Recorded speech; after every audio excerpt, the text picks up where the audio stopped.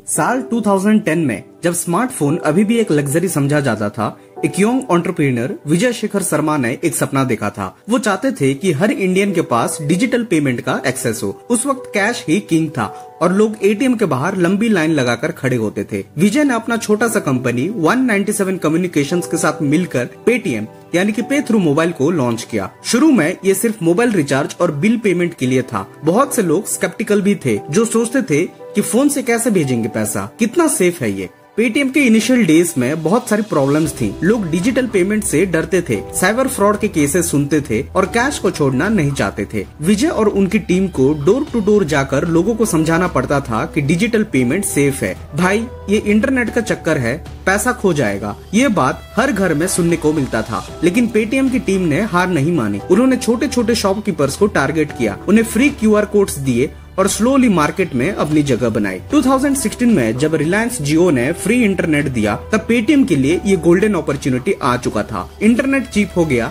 Smartphone affordable हो गए और लोगों ने डिजिटल सर्विसेज एक्सप्लोर करना शुरू कर दिया। पेटीएम ने इस मौके का फायदा उठाया। उन्होंने कैशबैक ऑफर्स दिए, अट्रैक्टिव एडवर्टाइजमेंट्स किए और पेटीएम करो का स्लोगन हर घर तक पहुंचा दिए। बॉलीवुड सेलिब्रिटीज से लेकर क्रिकेट मैचेस तक हर जगह पेटीएम का एडवर्टाइजमेंट दिखाई देता था। नवंबर 2016 की रात जब प्राइम मिनिस्टर नरेंद्र मोदी ने 500 और 1000 के नोट्स बैन कर दिए, तब पूरे देश में एकदम पैनिक क्रिएट हो गया। एटीएम के बाहर लंबी लाइन, कैश की शॉर्टेज और डेस्परेशन का माहौल था। इस क्राइसिस में पेटीएम ने अपना असली पोटेंशियल दिखाया। रात भर पेटीएम के सर्वर्स क्रैश हो रहे थे क्योंकि लाखों लोग एक साथ ऐप को डाउनलोड कर रहे थे पेटीएम का। कैश नहीं है तो पेटीएम करो सडनली एक रियलिटी बन गया। छोटे दुकानदार से लेकर बड़े मॉल्स तक सब ने क्यूआर कोड्स लगा दिए। रिक्शा वालों ने भी पेटीएम एक्सेप्ट करना शुरू कर दिया। ये वो टर्निंग पॉइंट था जिसने पेटीएम को सिर्फ एक ऐप से एक मूवमेंट बना दिया। डिमोनेटाइजेशन के बाद पेटीएम ने देखा कि मार्केट कितना हंग्री है डिजिटल सॉल्यूशंस के लिए। उन्होंने सिर्फ पेमेंट्स में नहीं बल्कि फाइनेंशियल सर्विसेज में भी एक्सपेंड किया, जैसे कि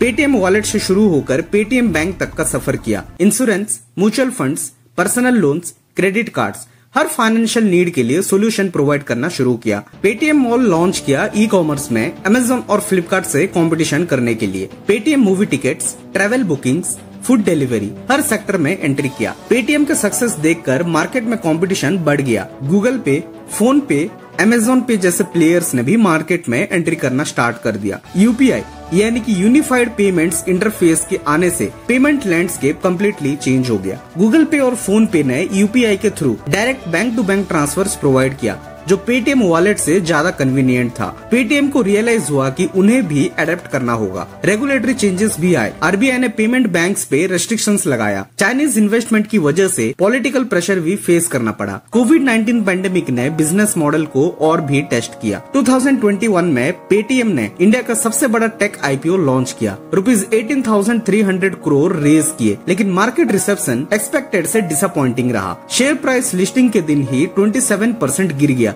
जो इन्वेस्टर्स के लिए पूरी तरह से शॉकिंग था। फाइनेंशियल एनालिस्ट ने प्रॉफिटेबिलिटी कंसर्न्स रेज किए। रेवेन्यू ग्रोथ है लेकिन प्रॉफिट कहाँ है, ये सवाल बार बार पूछा जाने लगा। कंपटीशन से शेयर मार्केट भी घट रहा था। आज पेटीएम एक डिफरेंट कंपनी है जो कि शुरू में था। अब ये सिर्फ पेमेंट ऐप नहीं बल्कि कॉम्प्रिहेंसिव फिनटेक इकोसिस्टम है। पेटीएम साउंड बॉक्स जैसे इनोवेटिव प्रोडक्ट्स लॉन्च कर रहे हैं जो मर्चेंट्स के लिए गेम चेंजर प्रूव हो रहा है। पेटीएम की स्टोरी सिर्फ बिजनेस सक्सेस की नहीं है बल्कि ये डिजिटल ट्रांसफॉर्मेशन की कहानी है। ये कहानी दिखाता है कि कैसे टेक्नोलॉजी रूरल इंडिया तक पहुंच सकता है। मिलियंस ऑफ स्मॉल मर्चेंट्स को डिजिटल इकोनॉमी में पार्टिसिपेट करने का मौका मिला। Domestic helps, auto rickshaw drivers, street vendors, सबके लिए पेमेंट्स कन्वीनियंट हो गए। फाइनेंशियल इंक्लूजन में कंट्रीब्यूशन किया। जो लोग ट्रेडिशनल बैंकिंग सिस्टम से दूर थे उन्हें डिजिटल फाइनेंशियल सर्विसेज का एक्सेस मिला। पेटीएम की जर्नी डेफिनेटली एक रोलर कोस्टर राइड है।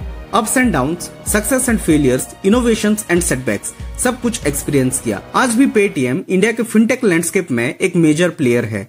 चैलेंजेस हैं लेकिन अपॉर्चुनिटीज भी अनलिमिटेड हैं। डिजिटल इंडिया का सपना और फाइनेंशियल इंक्लूजन का मिशन अभी भी रिलेवेंट है। विजय शेखर शर्मा का वो सपना हर इंडियन के पास डिजिटल पेमेंट का एक्सेस पार्शियली फुलफिल हो चुका है, लेकिन कंप्लीट ट्रांसफॉर्मेशन अभी भी ऑनगोइंग प्रोसेस में है। पेटीएम की स्टोरी ये दिखाता है कि इनोवेशन, परसिस्टेंस और राइट टाइमिंग अगर मिल जाए तो इम्पॉसिबल भी पॉसिबल हो जाता है। पेटीएम करो सिर्फ एक स्लोगन नहीं बल्कि एक डिजिटल रिवॉल्यूशन का सिंबल बन चुका है।